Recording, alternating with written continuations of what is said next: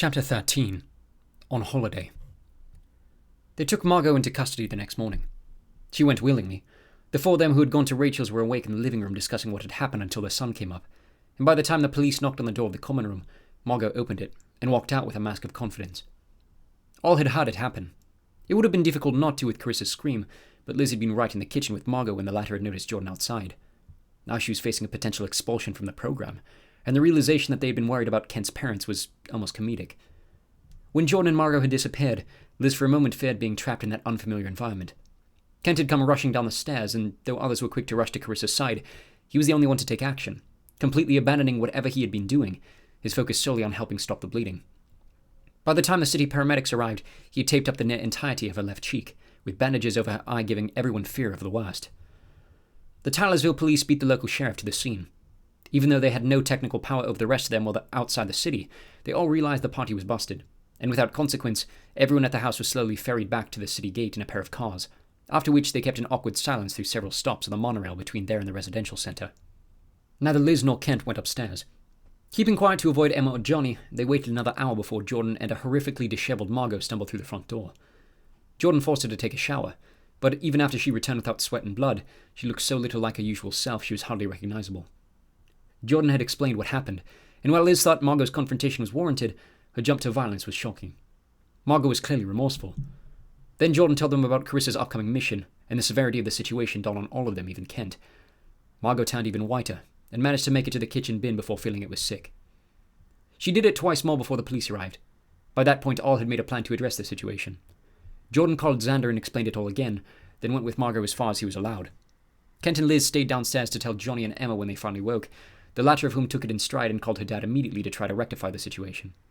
Johnny was absolutely livid. Whatever offense he would have taken to them going to a party outside the city, it was nothing compared to his fury at their hiding it from him.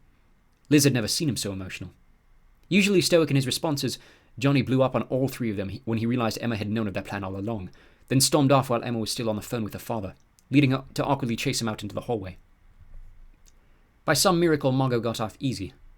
When she and Jordan returned several hours later, escorted by embassy guards rather than city police, they explained that Carissa's injuries were deemed ineffectual to her upcoming mission, and thus Margot's charge of assault was relegated to a misdemeanor on account of her age.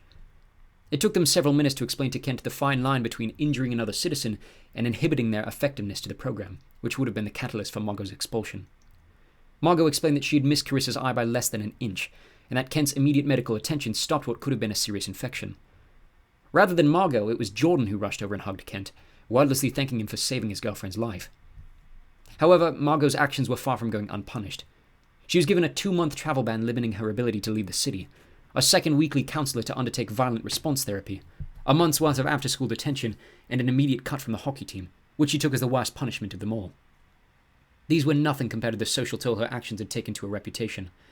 Everyone had already stared at Margot wherever she went, but the familiar tone of jealousy or lust that accompanied the glances was now replaced by fear and contempt. There had been enough witnesses to what had happened in Reeves Creek that the story had spread overnight, and as another week passed, Margot remained the most popular girl in their year, but for an infamous reason.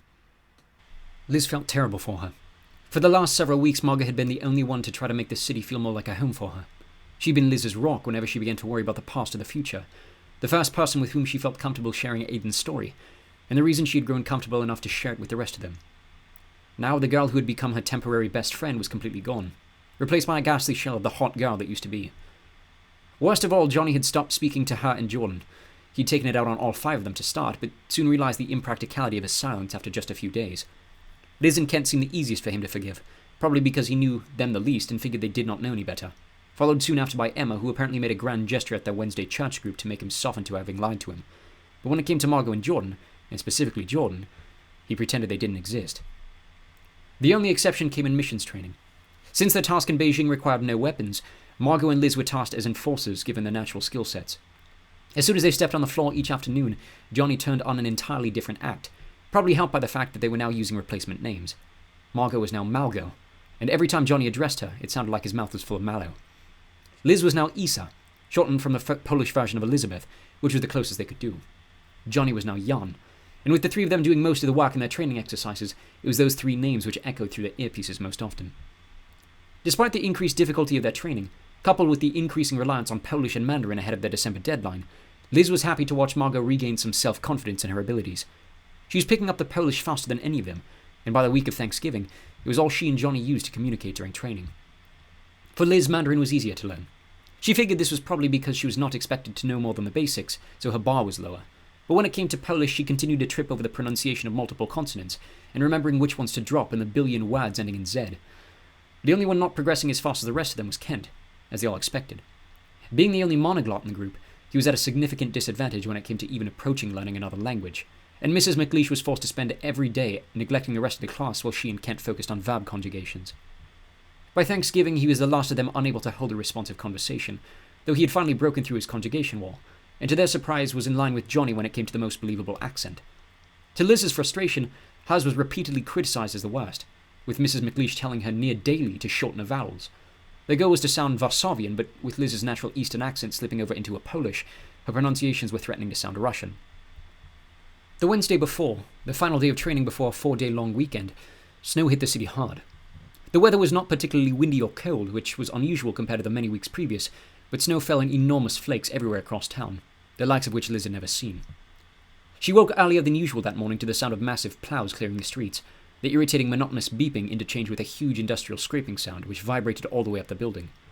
Looking out her window, the landscape was virtually unrecognizable, especially beyond the city limits.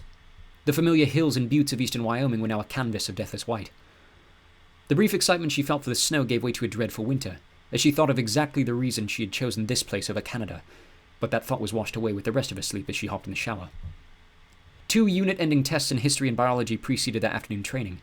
The former turned out harder than she expected, but her having to repeat the story of the coup to Kent, who was, per usual, completely new to it, helped her remember the names of everyone involved, which side they were on, and whether or not they were involved with Watergate or the assassination of Craig Tyler. On the other side, biology was less of a challenge, their unit on generational effect trauma also having been helped by Kent's lack of knowledge on it. Margot had been in the common room when he and Liz were working on homework, Kent reading a line in the textbook about most citizens not living into their 60s, and Margot then asking if she still had grandparents on his mother's side. Liz could practically see the wires connecting through his eyes. Margot and John were beginning to spend more and more time with them, outside training, a result of Johnny's ongoing streak of silence and Emma's aggrandizing effort to side with him over the rest of the squad. Though their initial interactions together had been mostly dominated by Jordan's abrasive personality, the 2 boys had become closer since Halloween, the reason still uncertain to Liz. It didn't feel her place to ask. Regardless of its origin, Jordan's confrontations with Kent had, in the weeks since, taken on a more brotherly tone. Unable to be the big brother to Johnny as he was accustomed, Jordan was now turning that energy on Kent, who, if his backstory being the son of Dalton Hawk was to be believed, looked more desperate than ever to be influenced by that sibling whose name was not splattered through the tabloids. The afternoon, all 4 walked together from the school to training, leaving Emma and Johnny behind.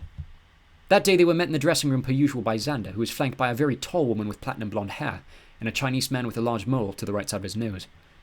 When the other 2 came in shortly after, Xander introduced the pair as Vilma Zainhofsky and Peter Ling, separate owners of Polish and Chinese restaurants in town, where the squad was to make regular weekly appearances going forward ahead of their mission. "Anytime you're there, it's that language only," he commanded. "I may or may not be there, so both they and each of you will have to keep each other accountable." The pair went around the room in turn, grilling the squad with basic questions or comments to then respond. Liz was only slightly corrected on her Chinese pronunciations, but, as usual, critiqued of her accent when it came to Polish. Her usual embarrassment was short-lived, though, as even Xander was put under fire, and he confused the word for dress with tracksuit. When the pair finished their initial grading, they exited, leaving the squad to their regular business, dressing casual and unarmed and finding their way to the floor to set up the primary task of their mission. The full compound was unnecessary for today's exercise, and 5 of them walked through an unedited wall of cubes to find themselves in a wood-framed sitting room, made smaller by the projection of ornate rugs and hangings. Xander and Emma remained outside in a missions van, where they would be outside the facility during the actual event. The setup for their actions was a meeting with the ambassador himself, under the false pretenses of easing travel regulations for Polish nationals entering China. During their actual meeting, a fire alarm would be triggered remotely by Emma, causing an immediate evacuation of the office, whereupon they expected to be escorted by a second, less timely security team than the one protecting the ambassador, allowing Kent to sneak away and wait for the new team to realize that one of the kids was missing. The following confusion would allow them time for the rest of the office to evacuate, leaving the 5 roughly alone with 2 escorts, possibly unarmed, whom they could easily overpower and incapacitate by numerical advantage. From there, Margot and Liz would keep watch on the 2, practicing both conscious and unconscious, while Kent would rush to the exterior reception doors and bar any accessible exits, and Xander deactivated the elevators. If any individuals were left on the floor, Liz would see to them joining the downed escorts, while Jordan would keep an eye on the doors and report any movement below once the authorities realized the kids were still upstairs. Meanwhile, Johnny would be hijacking the ambassador's private computer, which would almost certainly be left behind in the chaos, but locked immediately upon the emergency alarms having triggered the evacuation. A meticulously crafted memory stick would bypass these firewalls, and having only seconds to memorize the deactivation password decoded and transmitted back from the IREA base in China, Johnny would have to then swiftly enter it to prevent an automatic wipe of the computer's hard drive. He claimed what followed was easy work, if not time-consuming. Having memorized every single file name the company was aware of, Johnny was to access and cleanse everything relating to Project Noah, a data leak originating from the IREA, which they were given very little information about its subject matter, only that its exposure could put serious life-or-death pressure on the program in Poland, which they already knew about. Once that was complete, Johnny would pull the stick and return the computer as if nothing had happened, while the five would then face the most desperate part of the mission, escaping the facility and making it to the van parked just down the block, where Emma and Xander would be waiting to make a quick escape to the closest company safe house. Of course, getting out would have significantly more complications than getting in. If the escorts were unarmed, which would help the first half of their plan, it would leave the squad without return fire for their escape, which would almost certainly be coming unless they surrounded completely on the spot. And this would only work if they escaped custody prior to the escorts being recovered, and so long as there were no other witnesses to their initial insubordination. The best bet, and the one they were more often practicing given its lack of exterior protection, was to escape out the ambassador's office window. The second floor created a 17-foot fall. A hedge lining the wall below cut the distance by half, and while an 8-foot drop onto a bed of branches was less than comfortable, it did allow them options for changing directions of escape. In addition to surrounding shrubbery between the wall and fence, it also provided obstacles in the slim chance an armed guard had eyes on the window during their exit, and updated knowledge of the situation to stop them. The expectation after reaching the van would be a neighborhood on lockdown, leading to a several-hour-long journey of escaping Beijing completely, westward into the mountains, where the company had ready one of their many secure safe houses. There they would remain for a night's rest or two, while the situation died down, then a retrieval team from the Chinese hub city could pick them up. Today's training was focused on choosing their escape route. With Johnny trapped doing his job at the computer, the other four were responsible for keeping a lookout on when and where a second set of security was going to break through their locks. This mostly fell to Jordan, given his ability, but while he was focused on the building itself, and specifically the stairwells, someone had to watch the windows. This was where Liz was given her assurance of safety. Though her power was the only one capable of stopping an armed assault if the squad remained weaponless, danger could arise if someone below got one of their intentions quicker than expected, be it a neighboring sniper or some fence officer with a steady hand. Therefore, she was to stay as far away from the windows as possible, keeping an eye on their temporary hostages with Margot out in the adjacent hall, which left Kent to run between windows and keep an eye on the street-level situation beyond the sight of the van. The only exception would come if the stairwell locks were compromised faster than Johnny could manage his task, in which the squad would join him in the office, barricade themselves inside, and Liz remain as low to the ground in one corner as possible while they waited out the finishing of the files. This situation had only been practiced in their training once so far. The extermination of these files was deemed of such importance to the IREA that the abandonment of its completion was the ultimate last resort. Liz's anxiety in the mission came from the unarmed blind escape, which is what they practiced over a dozen times that afternoon. The only one with the reach to stop someone with a gun multiple meters away meant that if she failed, even in the slightest capacity, any one of them could end up dead. She may be in the least danger of any of them, all things considered, but their safety was in her hands. Twice that afternoon, Kent was shot in the escape from the window, when she was late to register Jordan's warning of a rear guard. At the sound of Xander calling their day to a close, Liz's heart finally settled. They had finished with a perfect completion rate. Even with Kent's wounds, both were non-fatal injuries, and all had managed to reach the van before security could apprehend every single time. The prideful atmosphere spilled into the dinner at school. Now free from hard training for the next few days, the Thanksgiving weekend was preceded by a holiday feast in the cafeteria. Liz and Kent were both blown away by the fixings, but Emma bragged the selection was nothing compared to that which her mother was set to serve all of them that following afternoon.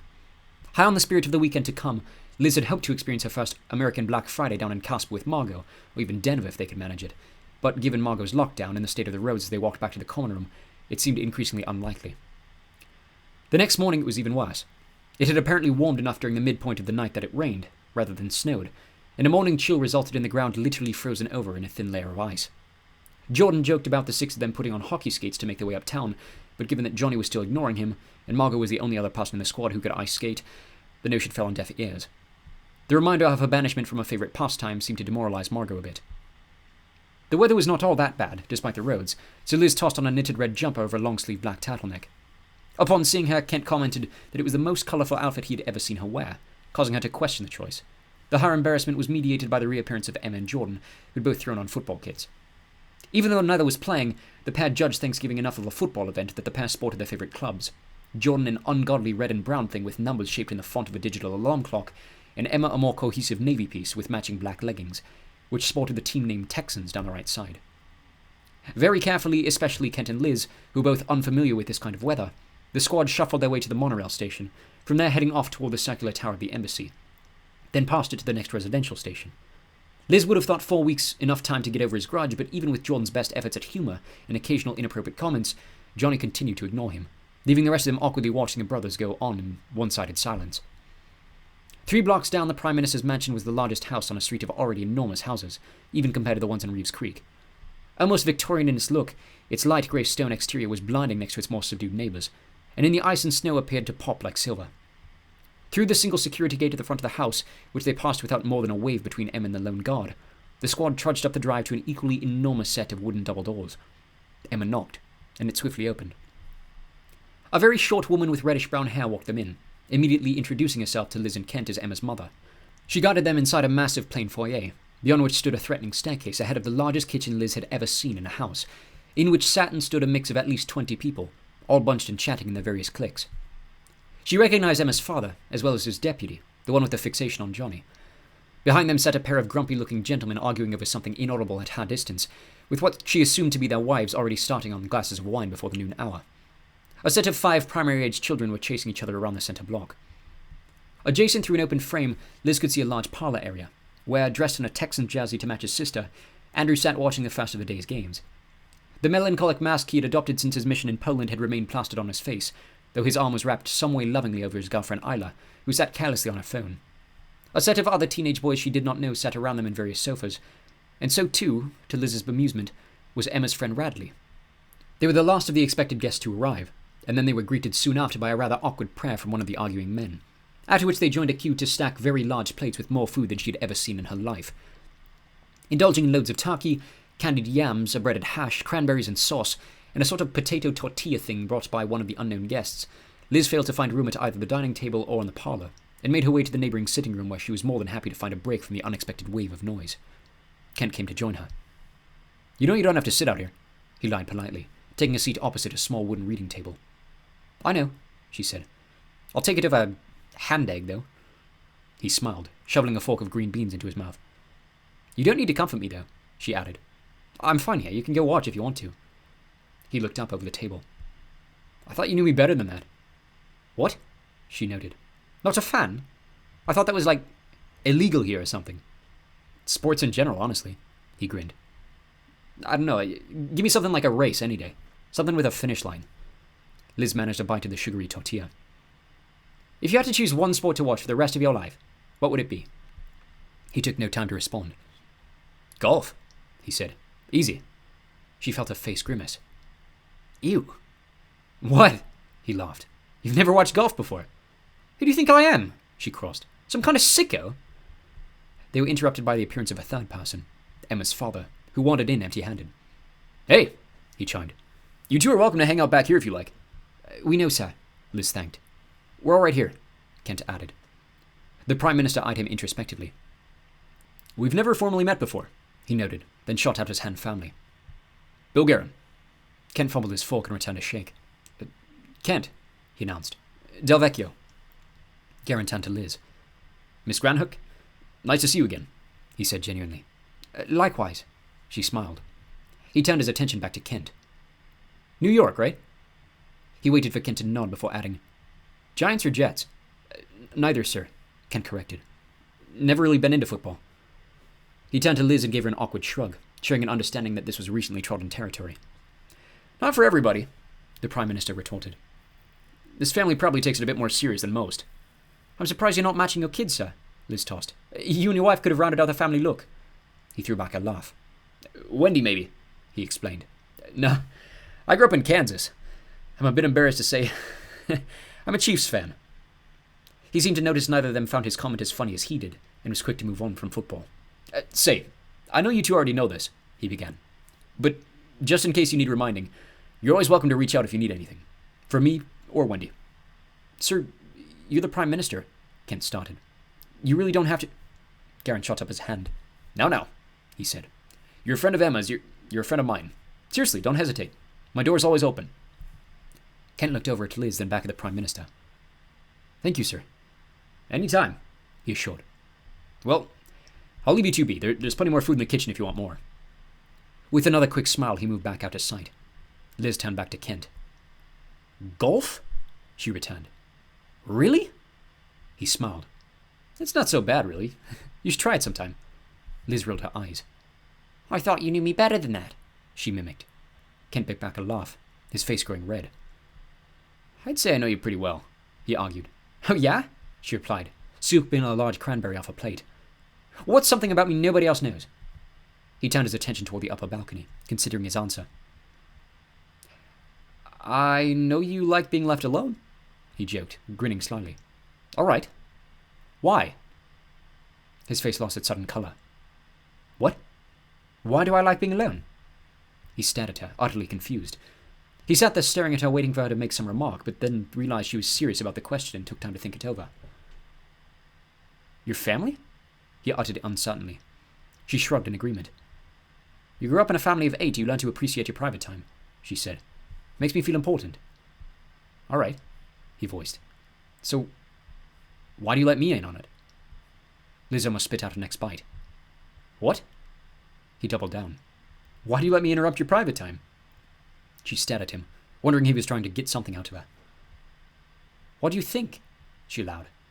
The sly gleam returned to Kent's eyes. "I don't know," he joked. "Maybe you like me." "Ha!" Liz let out a laugh loud enough to be heard from the football game. "In your dreams!" Kent looked an odd mix of glad and insecure. "You sure about that?" "If I liked you," she prodded, "you'd know." "All right," he offered. "Why then?" She eyed him over cautiously. "Someday you'll know," she stated. "Not now. But someday I'll tell you." "When?" "When you don't need to ask me that question." He looked over at her, bewildered. "Am I that easy to figure out?" She smiled again. "Not in the slightest," she added. "But maybe someday I'll get there."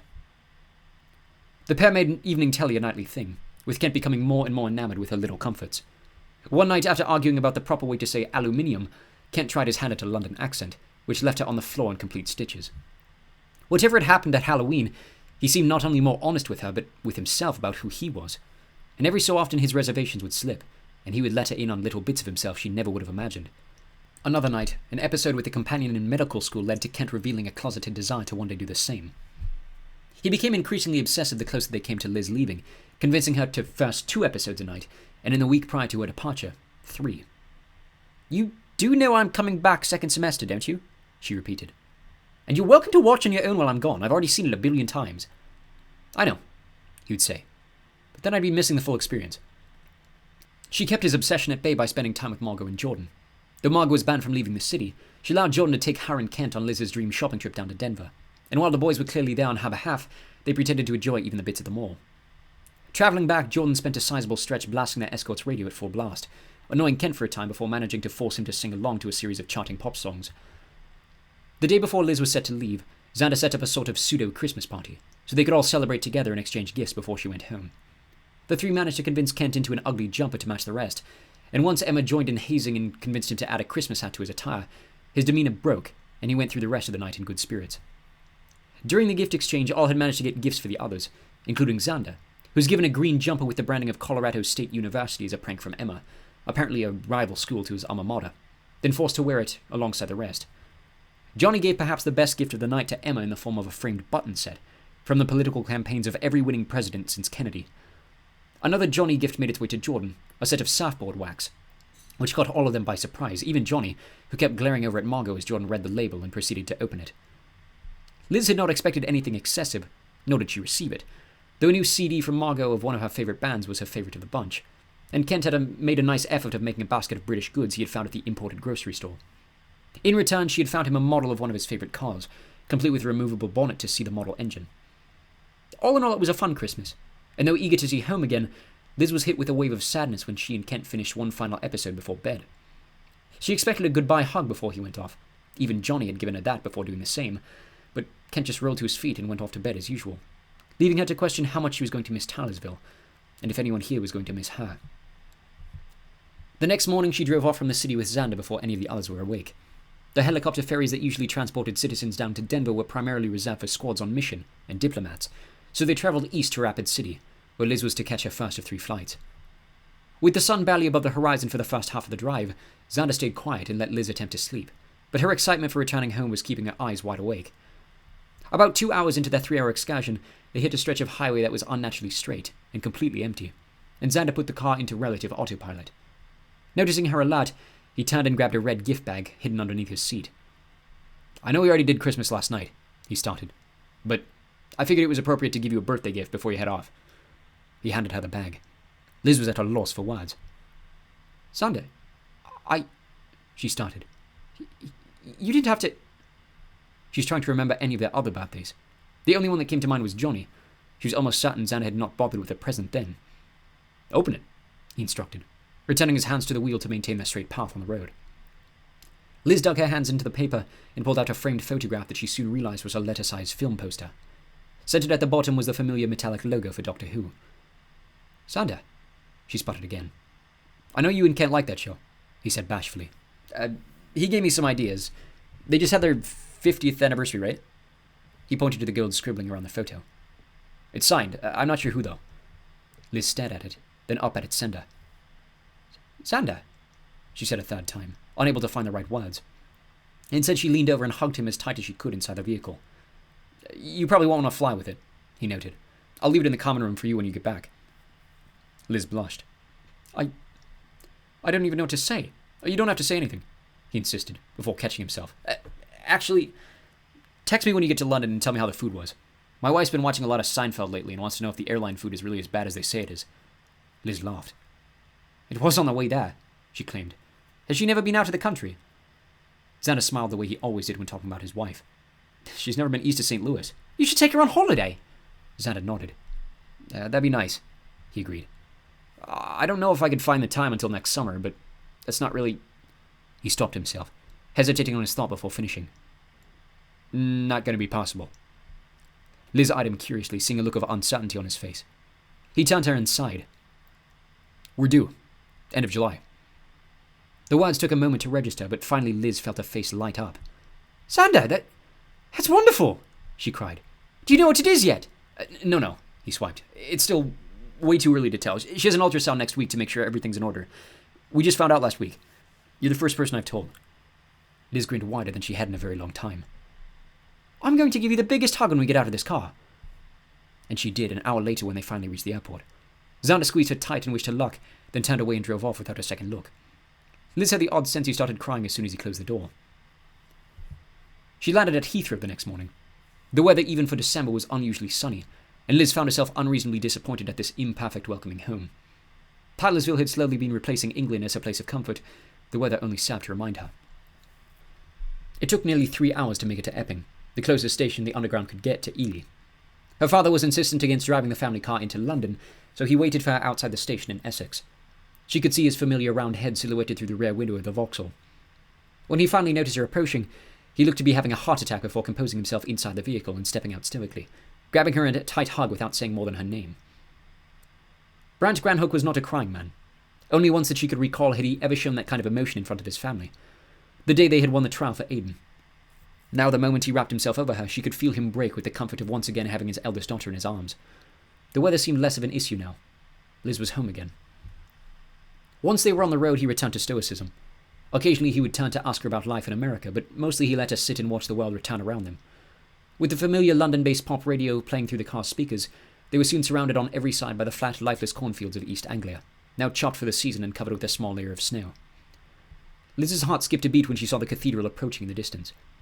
Unsure how she was going to feel when she finally saw Ely again, she was surprised, albeit elated, to feel nothing but overwhelming joy at coming back, though this feeling drained a fair amount when they reached the city's edge. After the incident with the post, the family had moved houses from the southern to the northern side of town. As her father drove past the high street where she could just make out the town in that old lane, she was flooded with an array of happy childhood memories, then soured by the reminder of their last few months on Pilgrim's Way. That taste stayed with her the remainder of the journey, through the town centre and up to King's Avenue. There he finally turned onto Felton and approached their new house, where Liz had spent just shy of a year before leaving England. It was in every way a nicer home than they had before, but without Aidan in the life of their first, Liz sat in the drive feeling uncertain, until her father honked the horn and hopped out his side, whereupon her entire family emerged from the front door, save for Dallin, who wrapped his arms around the open doorframe and eyed her uncertainly. First to give her a hug was his twin Topher. Both boys had only just celebrated their 7th birthday, but to her bewilderment, Topher was already taller than her breast height. Thankfully, his face was only able to reach her navel as he burrowed himself into her and kept pulsating his grip around her midriff. "All right, you nutter, let Lizzie have a breather." A pair of hands pulled the boy off, and Liz found herself face to face with a girl she barely recognized. In the 4 months she was gone, not only had her sister gone through the most obvious parts of puberty, but had followed in Liz's own footsteps with her choice of attire. Gone were her usual misarrangement of bright pinks and blues, now replaced by a whole array of black on black, with platforms high enough to now bring the girl's eye level. Liz choked on her words, her only tangible thought being, "Dear God, is this what I look like to other people?" "Mira," she stammered. "What?" She could feel her own mouth drop, as her sister leaned in to kiss her on both cheeks. On the second side, she stopped to whisper, "They're called tits, love, stop gulping." As Mira pulled herself away, Liz finally made her way to her sister's face to fully comprehend what she was looking at. Already the fairest of the siblings, she had started lightening her face with makeup and accenting it black. Liz thought about Raina from her art class and felt a wave of relief for having given up on a goth phase. Her sister stepped aside, and her mother, who was already crying before the hug, dropped to nearly collapsing when she finally put her arms around Liz. She managed to pull herself away for a momentary glance, where the two were able to eye each other up and down. "Hey, Lizzie and love," her mother choked. "You look—" She struggled to find the right words as her eyes filled with tears again.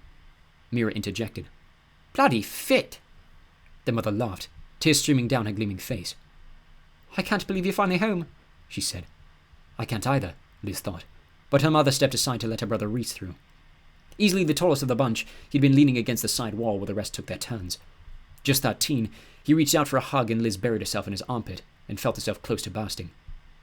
"Missed you, sis," he whispered, before backing swiftly away. He gave way for Dallin, who remained planted in the doorway. "Hey, mate," she smiled cautiously. "You gonna give me one too?" He eyed her apprehensively, then ran off into the house and disappeared around the corner. Liz couldn't help but laugh. "I suppose he's not used to me," she choked. "He might hardly recognize you," her dad filtered.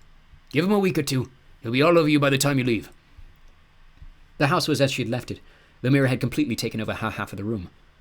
"Mum said I couldn't take a bed out for a sofa," she moaned when the two returned together. "Said there'd be no room for you if you ever came back." In addition to a physical look, Mira had changed everything about the room's decor. Cute little paintings she had made or found of her favorite cartoons were replaced by an expansion of Liz's own tastes. Dark movie posters and bands from long before either of their times did make the space more cohesive, but the remainder of her sister's change continued to scrape at her. Even her accent was different, darkening her vowels and slurring certain sounds and syllables to sound like an urbanite. "Why wouldn't I come back?" she half chuckled, tossing her bags onto the lower bunk. "I don't know," Mira shrugged. "Maybe you found a cute boy over there, and you wanted to stay. Aiden loved his squad. What's yours like?" Images of her and Margot in the mountains popped into her head. Thoughts of Kent watching TV alongside her every evening. "Solid group," she said truthfully. "We've all become pretty good friends." "Friends," her sister mimicked. 4 months and you even sound American." "I sound American?" Liz choked. "Excuse me, Miss London, when did every word get a V in it?" Mira kicked off her shoes and spun around on a desk chair. "All the kids at school talk like this now," she argued. "You know what it's just like." Liz snorted. "Do I?" "Well, obviously I'm not the oldest," she noted. "And Reese agrees with me too." Liz eyed her sister curiously. "It's like with the boys," she went on. "Evie Taylor said she wouldn't let Ollie Green kiss her on the first walk home together because she wasn't like that, but everybody knows if Ollie Green wants to walk home with you, he likes you, and if you don't let him kiss you, you're a complete prat because Ollie Green is the hottest boy in the year. So if you make a right mess of things, you just don't deserve to fit in with the rest because he's Ollie flippin' Green, right? That's why we don't talk to Evie Taylor anymore." Liz paused, completely at a loss by her baby sister and what she was saying. "Elmira Granhook," she scolded. "Did you let Ollie Green kiss you on the walk home?" "Well, no," Mira quickened, almost too enthusiastically. "He hasn't asked me yet." She could feel her face reddening. "You're bloody 11! Well, Hannah Haino claims she kissed a boy on holiday in Brighton when she was 9, Mira argued. "I mean, we all know what she's like, but still, everyone's doing it." Everyone is certainly not doing it, Liz thought to herself almost jealously, though she kept her thoughts to herself. Mira leaned forward as though this kind of talk was completely normal to her. "So," she initiated, "tell me about your boyfriend. Surely you've got one by now." Liz threw her hands up. "I don't have a boyfriend." Mira rolled her eyes. "Bloody hell, shite chance I have then, innit?" "What's that supposed to mean?" "I mean," Mira gestured, Cute girl like you doesn't get one. Someone like me could never. Mira. And you look good, she continued. I mean, like, proper fit. What have you lost, a full stone since last I saw you? Liz buried the compliment privately. What makes you think I even need one? She calmed. Well, I don't know, Mira mumbled. Last I knew, you were straight as an arrow. Don't tell me the state's changed that too. Liz scowled. I can't say it's high on my priority list, she scoffed. Mira wouldn't stop. What about your one boy? She added. The dark one. He's a right looker, isn't he? Who? Kent? Is he the bad boy looking one, the West Side Story and all that? Liz laughed. Yeah, I suppose that's an accurate description. Well, what's he like? Liz shrugged. I don't know, she closed. His dad's a celebrity, though. Mira's face lit up. No effing way, she screamed. Who? You know, Dalton Hawk, from The Development. Mira was finally quiet, the elation on her face now replaced by a confused mope. I don't know who that is. The real estate developer, she added. Her sister's face remained blank. Oh, come on, she went on. The Development. I'll build it better than you could ever believe. Honestly, Lizzie, Mira shouldered. Now you're just making it up. His stepmom was on the cover of Vogue. Mira laughed. What am I, a housewife? Liz threw her hands up in exasperation. Whatever, she shouted. You wanted to talk about boys. Mira grinned dismissively. Well, yeah, she tossed. But I mean ones in the real world. Didn't he take you to the proms? Liz could feel her face continue to redden the more agitated she became. Homecoming, she corrected. And no, we went as friends. She caught herself. As mates. Did you snog him? Liz felt ready to smack her sister across the face. Mira was quick to add, Did you at least dance with him? She snapped. No, I didn't snog him, she screamed. Nor did I dance with him, and even if I wanted to, I wouldn't be bloody likely to share my snotty, boy-obsessed, prepubescent crisis of an excuse for her sister. She rushed out of the room, slamming the door behind her. Already got to you, didn't she? Liz turned, about to swing at the next person she saw. Luckily, she was able to stop herself. Reese was standing there, iPod in one hand, his eyes wide. She flushed. Did you hear that? He pulled out his earbuds and stuffed the device in his pocket. I wasn't peeping, if that's what you're on, he clarified. I just came out of the toilet and heard shouting. Liz crossed her arms. He continued. She on about Ollie Green again? If ever, she sighed loudly. How long's she been like this? He shrugged. What? Boy crazy? I thought she'd always been like that. Not like this, Liz argued. What about the outfit? He looked up pensively. Same time as everything else, he noted. Mom made a big deal of the first time. I think that was mid-September? Liz smiled. What else did I miss? Reese ran a hand through his wavy hair. Bloody right, he considered. Gramps brought the boys new kits for their birthdays, so Toph's all about town now. Won't shut up about the fact United's down in League 2. I think Dad's ready to take a shears to them if he takes it any further. She rolled her eyes. Anything that's not sport-related? She asked. You know I don't do sport. You watch Nation Ball, though? Reese's eyes lit up. A few times, she claimed. My mate Jordan's on the top squad. Brilliant game, that, he glamoured. At least, that's what Aiden told me. Can't wait to try my luck. In Scotland, she eyed. Don't you have to be a local to play sport? His eyes grew small, and Liz realised she had touched on something unexpected. Are they letting you stay here? He grimaced, then looked down the hall toward the kitchen, where Mum was evidently teaching Dallin to make scones. Liz understood. Not here. Grab your coat, he whispered. Let's walk about. The pair made their way up the street and over near the local ground. Wind whistled off the nearby fields, and Liz was momentarily distracted by longing to be back in Wyoming. What's it like being the man of the house now? She managed. Reese smiled, his crooked tooth and small eyes making it seem that much more genuine. Dad still exists, you know. I know, she went on. But still, the eldest at home. Reese kicked a broken bit of pavement on the walk. Honestly, a bit lonely, he claimed. Well, with Aiden gone and you off in America, I don't really have a ton of people to just chat with. Dad's busy at work most days, Mom's busy with Dallin. My mates at school are all becoming pricks. Toph is at that age now where he's realizing Dallin's a bit different than he is, so he's starting to gain some individuality. You'd think that would make him more fun to hang with, but honestly, he's just got more selfish and annoying to be around. As for Mira, well, you've seen her. God forbid she's seen spending time with her older brother, even if he's a boy. Liz thought about Emma and her brother Riley, how she always seemed to be off on the phone talking with him. You're welcome to give me a call, she offered. Can't say how much fun, but I can do my best. Nah, don't worry about it, he deflected. I'm fine, honestly. I mostly just read. You read? She laughed. And what are you reading these days? Reese grinned. You seen Game of Thrones? Liz stopped in her tracks. No way Mum and Dad are letting you watch that. Oh, God, no, he agreed. They don't really seem to care about the books, though. They think it's literature, which, I mean, it is, and really good at that, but still got the fun bits in. Liz shook her head and smiled. You're a right piece of work, she said. Always have been, haven't I? They continued on, making their way past Liz's old primary school. How's America? He asked. Why? She bounced. Thinking of joining me? He shrugged. I've still got a whole another year to decide because of my birthday, he noted. But no, it's not looking like that'll be on the table. Liz turned to face him. What? Why? His dark face looked down toward his trainers. It's sounding like they want me to stay here. What? She choked. Oh, but the care! After what happened with Aiden! Liz felt her face stretch around, perplexed. They'd never go for that. I don't know, he mumbled. I don't know if they want me here, but they don't seem to like the PM in America much either. Your mate's dad. Garen? She marveled. Why? What's wrong with him? I don't know, he said again. Dad's got this conspiracy about him having a weird obsession with that Polish guy. Wasn't his son the one who tried to kill him?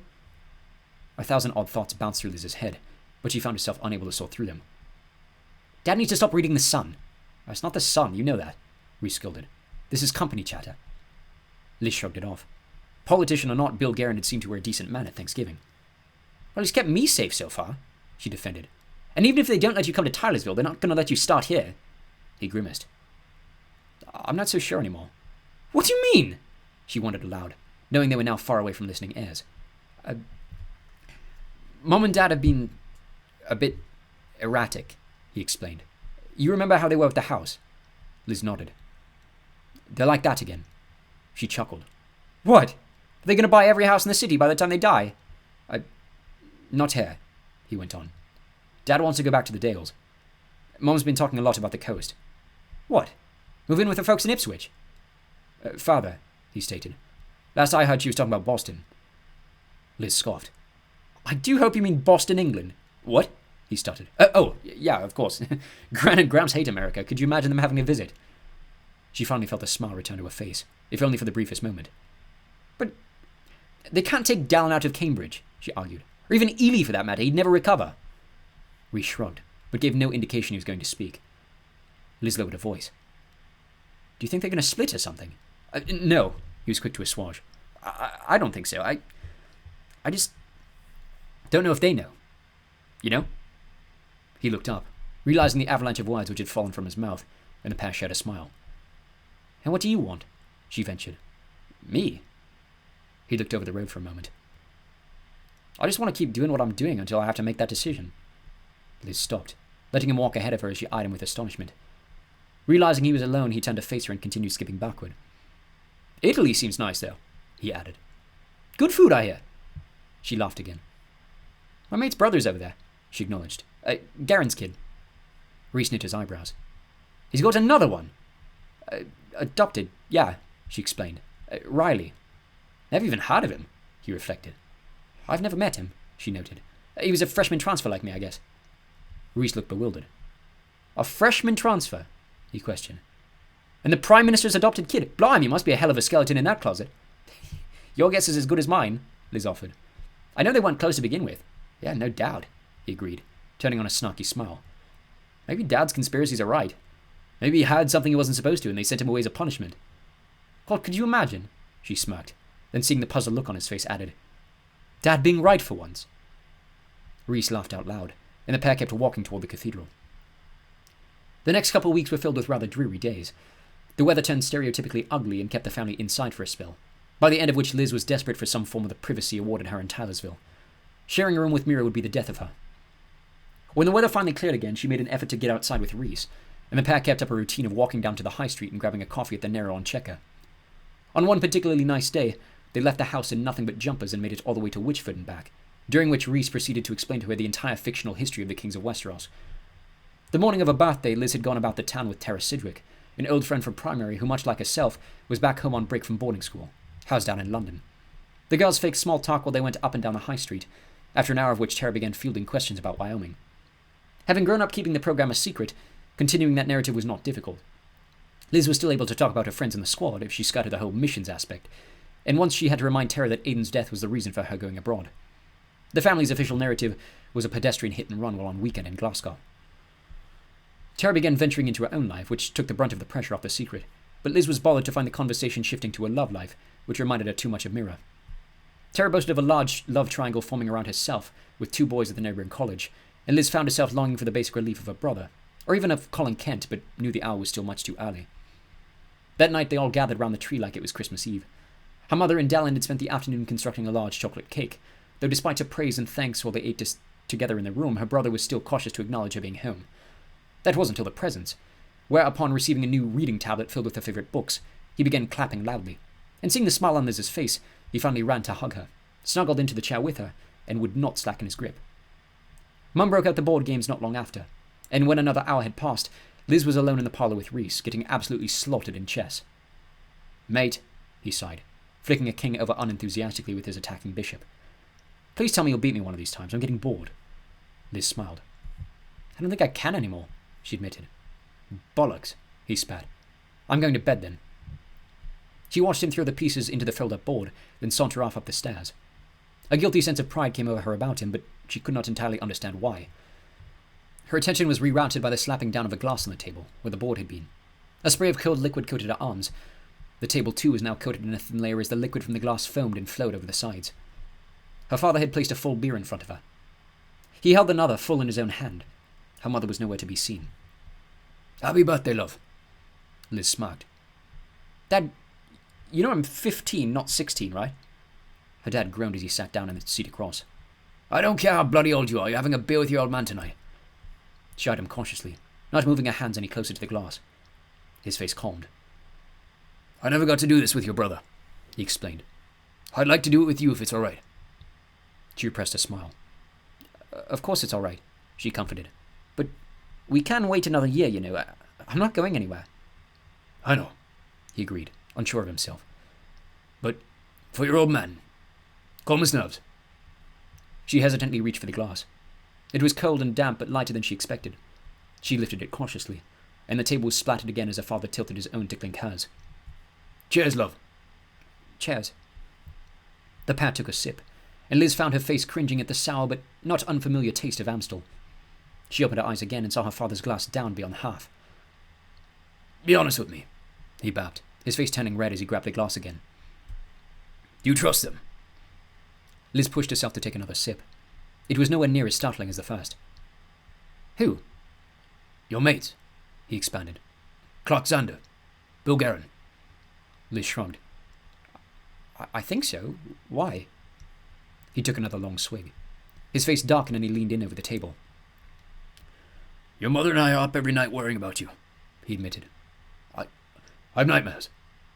Everything going wrong again. You ending up on our doorstep the wrong way, same as him." Liz could see tears forcing themselves to the surface in his eyes. A lump caught in her throat as she struggled down another sip. "You trust this mission?" Of course I do," she defended. "They assured us I'm not in any danger." He took the final pour of his drink. She could see his thoughts written on his face. "That's what they told us last time." "They built it to keep me safe," she continued, desperate to seem assured. "I'm nowhere near the window and the door when we're on the inside. I'll be fine, even if something does go wrong." Her dad shook his head frustratedly. "I just don't get why they even need you in the bloody room then." "Because I'm the only one with a weapon," she noted, flexing her hand to remind him of her purple glow. "No guns, they need me." "If something goes wrong," he added. "What about the Guerin girl? Where's she in all this?" Liz could tell he was getting more frustrated, and thus more aggressive. In the van," she admitted, but quick to add, "she's helping Xander guide us through the building. Everyone else is a part of it." She saw the anger behind his eyes, ready to point a finger at the Prime Minister. "She's a skip. There's not much she can do anyway." The last bit got her dad's attention. "She's a what?" A jumper," Liz clarified, but the look on her dad's face did not change. "You never told me that," he said. "Well, she is," she argued, taking another small sip of the beer. "Who's the one that can throw things?" Liz narrowed her eyes. Well, Emma, she stated. But that's not her effect. She's just good at it. I swear to God, he mumbled. You told me that was a power. Liz gestured toward the empty pint. I think you've been imagining things, she bullied. Still, he recovered. Gives her as much right to sit this one out as you have. I don't care how many false promises they've given me. I can handle things on my own, Dad, she yelled. The room suddenly felt deafeningly silent. He looked across her unconvinced. I'm not a little girl anymore, she continued. You want someone to protect Amira. God knows she might need it. Her dad's redness lightened to pink as embarrassed colour flashed to his cheeks. Liz calmed herself. I know I'm your eldest kid now, and you feel the need to shelter me because of Aiden, but I'm fine. I can handle things on my own. Her dad was close to tears again.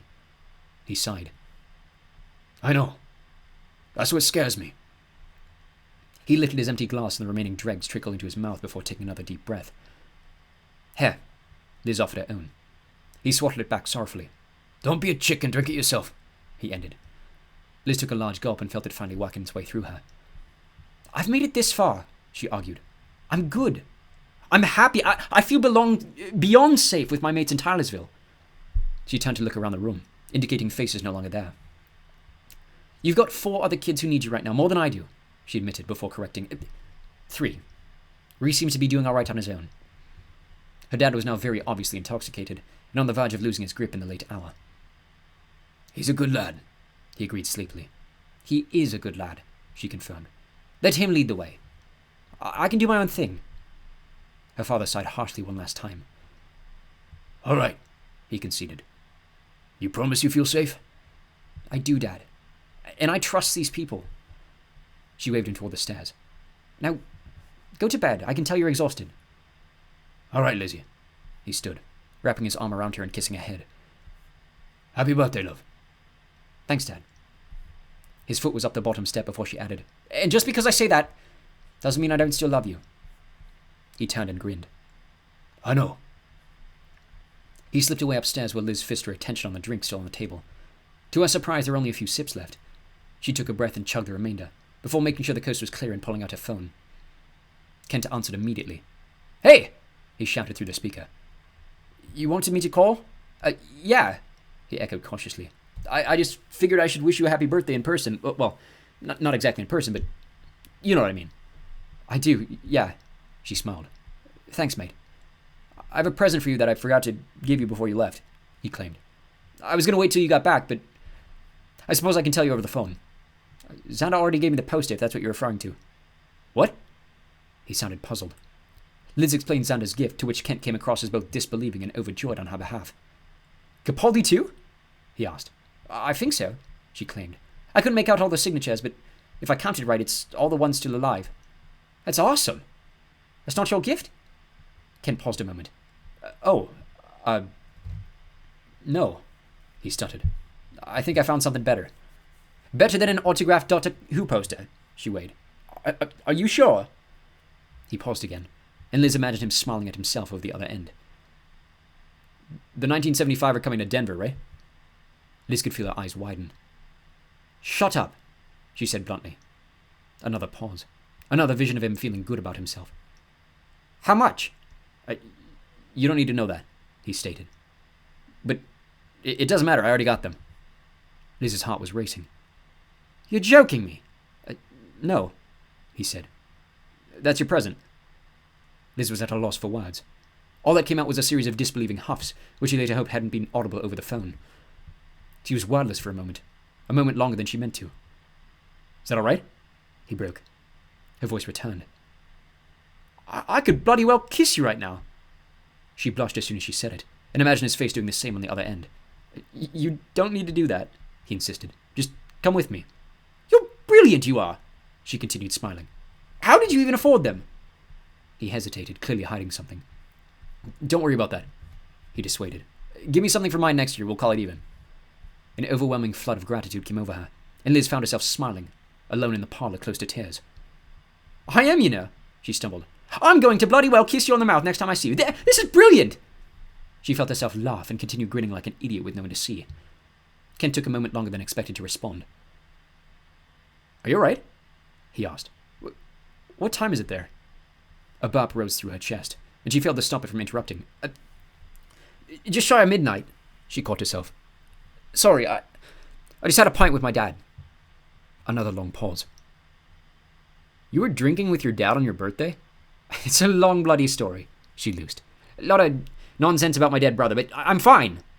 She composed herself, then quickly added, I promise. I'm fine. All right, he slowed. You promise? I promise, she uttered. He slowed even further. I should probably let you go to bed. It's late. Half of her wanted to stay on the phone forever, but the more cautious side won out. I suppose you're right, she agreed. I'll see you soon, though, he said hopefully. 2 weeks. Perfect, he said. Enjoy the rest of your trip.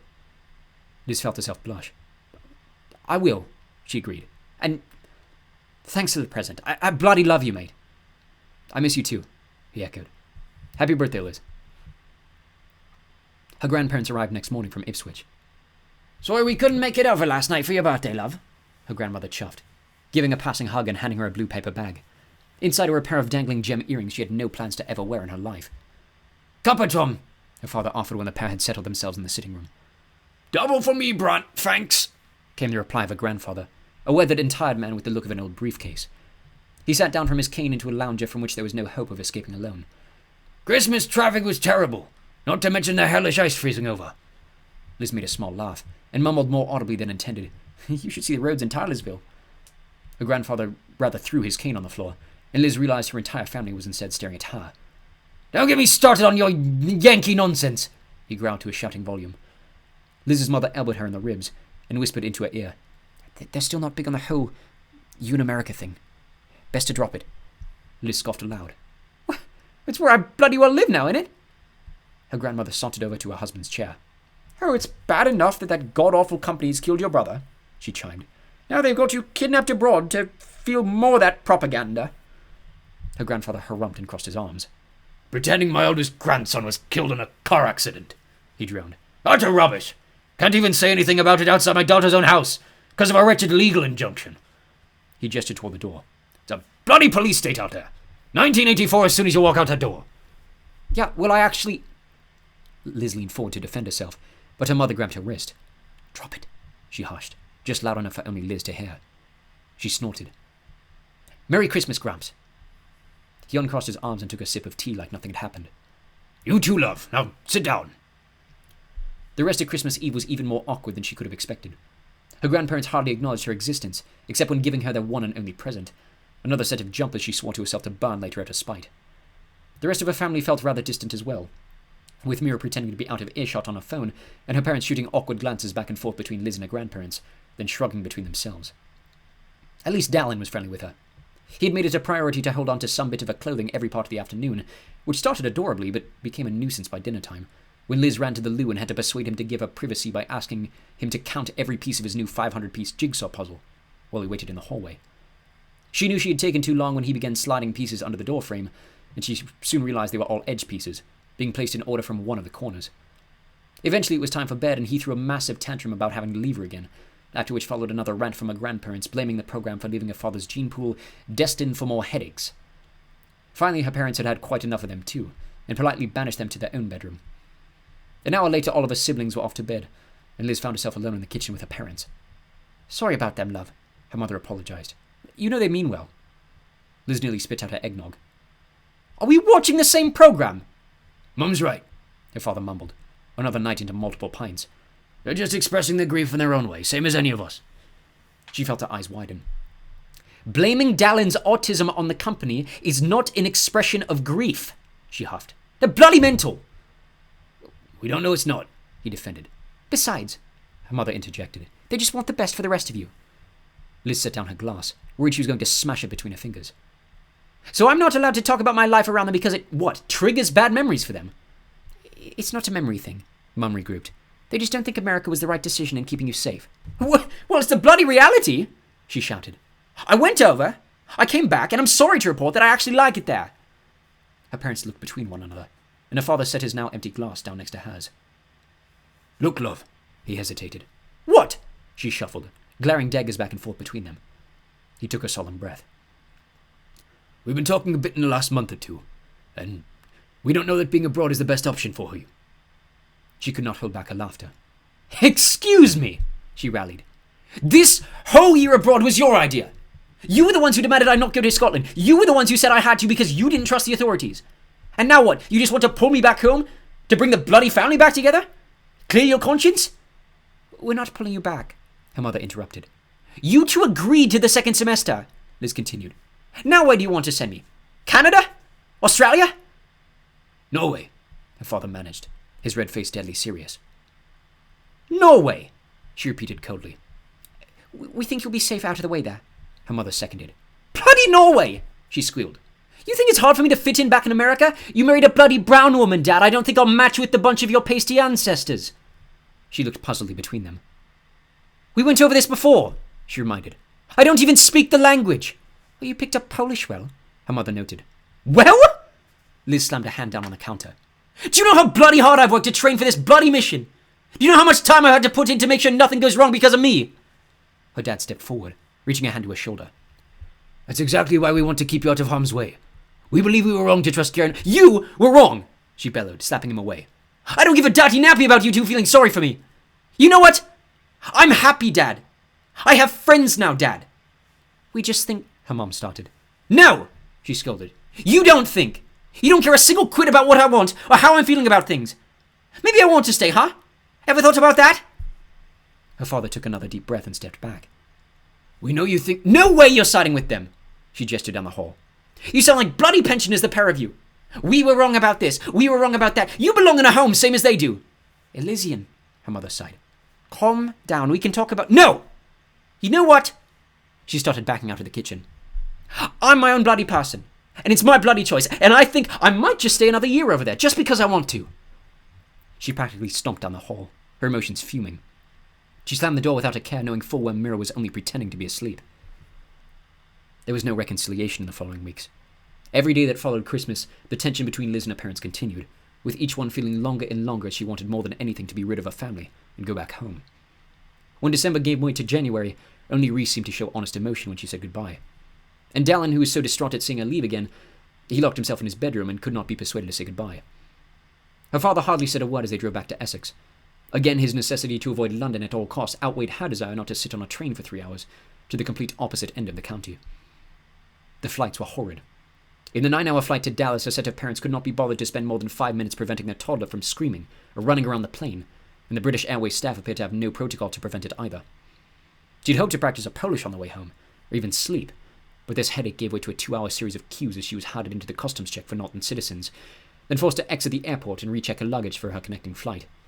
She barely made it to the door in time. By the time her final connection reached Rapid City, she was more irritable than she had ever been in her life. Xander seemed to recognize this, taking her bags and not saying a word until they were far outside of South Dakota. They pulled over at a petrol station in Newcastle, where he filled up the tank and grabbed a bag of crisps. You need anything? He offered on his way out. Bathroom? I just want to be home, she whined, not even thinking about Kent or the others. I need a nap and a bit of normalcy again. He smiled as she took the wheel for the final leg. I'm glad to hear that. He took off his sweatshirt and tossed it to her. Use this. We'll be home in an hour, he assured. And we're back to training on Monday.